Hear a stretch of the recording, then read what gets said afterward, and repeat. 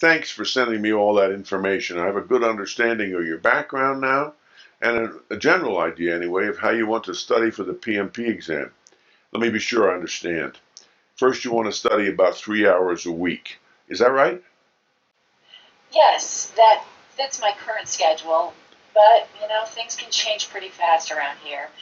And I do have crazy weeks where I won't be able to do anything on the course. Gee, I'll be lucky to find time to eat. Is that going to be a problem as far as passing the PMP? No, the interruptions are not a problem.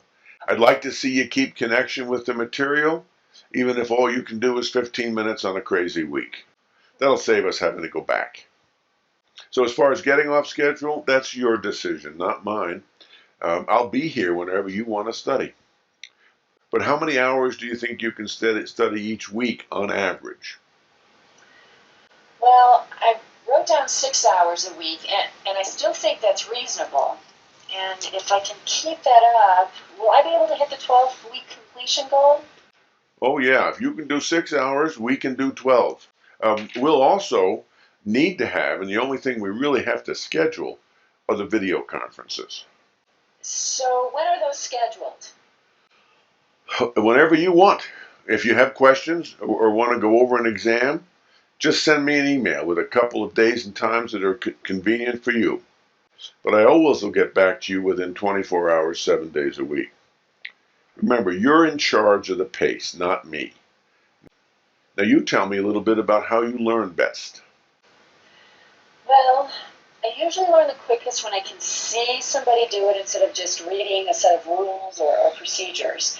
Now, I'm not saying I can't learn by reading a procedure, but it doesn't sink in as quickly as when I watch somebody do it the right way. Well, we can accommodate that learning style. In the textbook, we'll focus on the 3 project scenarios. Now, those are stories of people managing projects, so you read about how to do it the right way. The stories include project managers talking to their boss. They teach you how to ask the right questions in that situation. For visual learners, these stories are very effective means to learn the sequence of processes and when you use certain tools and techniques. Wow, that sounds great and perfect for me to learn the sequence to follow on a project. Now, will I see copies of the reports the project manager gives to the sponsor and team?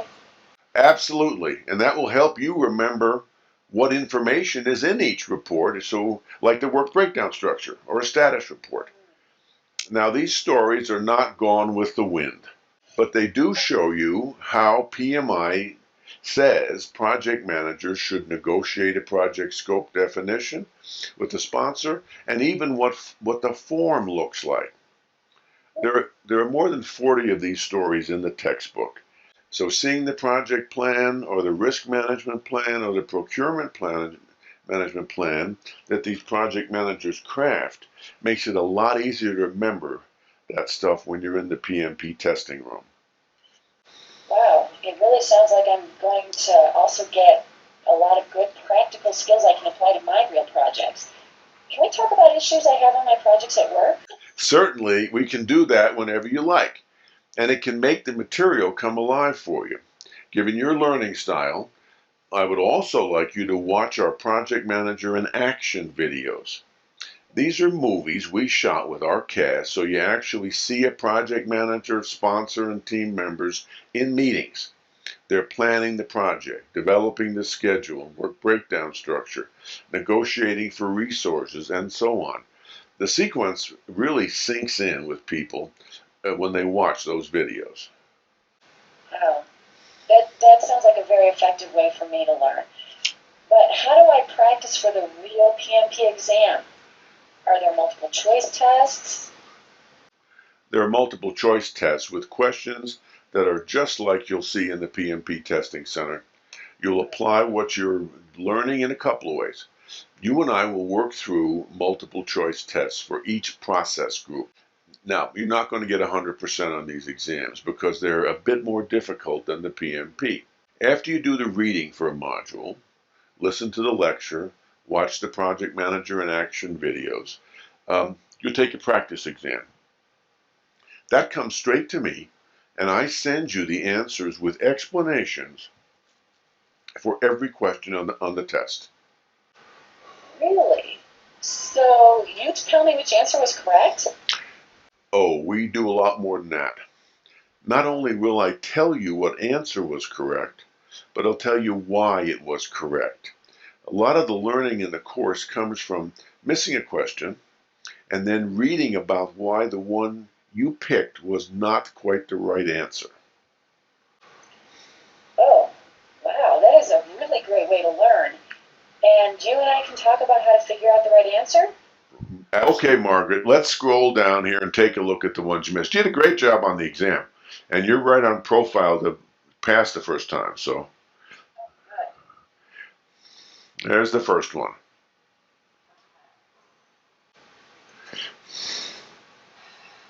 I did not understand the organizational process assets. What are those? The way to think about those, if that's a big barrel where everybody stuffs their management plans for projects that are done. So, and they don't stuff them, hopefully they organize them. But the organizational process assets are where you can go look at other people's previous projects that are similar and use that material to save yourself work on your current project. That makes sense now. Okay? I can see that's used, yeah. Yeah. And so it's kind of like project management plan templates that other people have done for you. So, all right, Margaret, you know what this is. I know, and I have a hard time with those questions. Any recommendations on how to answer those or strategies? Well, the problem with that is reading too fast. You need to slow down because you're missing a lot of these accept questions. If you'd have been in the 90s on this exam, if you'd gotten all the accept questions right. So you just need to slow down. And I think something I would try is when you take your exams, read the questions aloud to yourself. That's a good idea. I never thought of doing that. Yeah, then you won't miss it, miss the word accept. And then as we get closer to the exam, we'll continue to do that. Read out loud silently. Because if you read out loud in the real exam, they'll shoot you. So, all right, let's move on this one. Okay, great. Oh yeah, we have the video conference, and I'll put your exam up on the screen as you saw. We'll go through it. You get all your questions answered. Be sure to ask them, and then you take it again. You study the questions you missed. Ask me any questions you have, and then take a different exam, which we generate for you. We'll keep working through that process until you can score 90 on one of the practice exams. There's no limit to how often you can take them, and we'll keep working on it until you know it well enough that you can score 90%.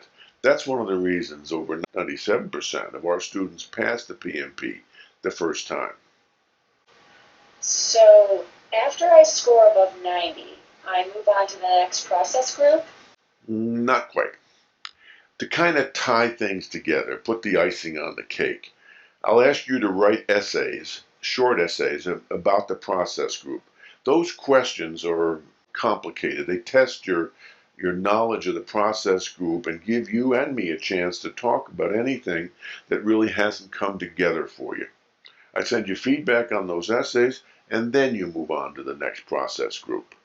And these video conferences are private, just you and me, right? Yes, ma'am, just like this one. Just the two of us here, and they're totally private. It's just you and me meeting in our private online conference center. If you wish, and this is strictly up to you, we can also make a video of our discussion. That's a great way for you to review the questions you asked and hear my answers and explanations again. That sounds good. And it'll save a lot of note-taking. Then after I finish all the process groups, do I take the actual PMP exam? There's one last piece of the puzzle, and that's our comprehensive review. You won't need any other review.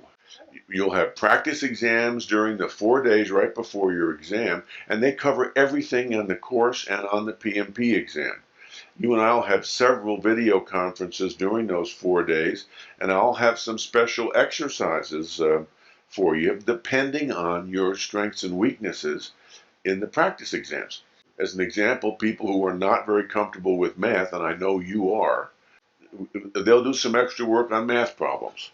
People who are challenged by the long scenario questions will have some extra tests with those. I'll tailor the comprehensive review based on what you need some extra work on to pass the exam. Oh, this is like going to a custom tutor. The way you've laid things out, the course to fit my learning style and my crazy schedule. When can we get started? You can begin anytime you want. You study when it fits your schedule. You're in charge of the pace, and I can meet with you whenever you want. Also remember, we guarantee our work. And I'm not anticipating this at all, but if you don't pass for some reason, I will work with you until you have your PMP for no additional tuition. Yeah, that sounds great.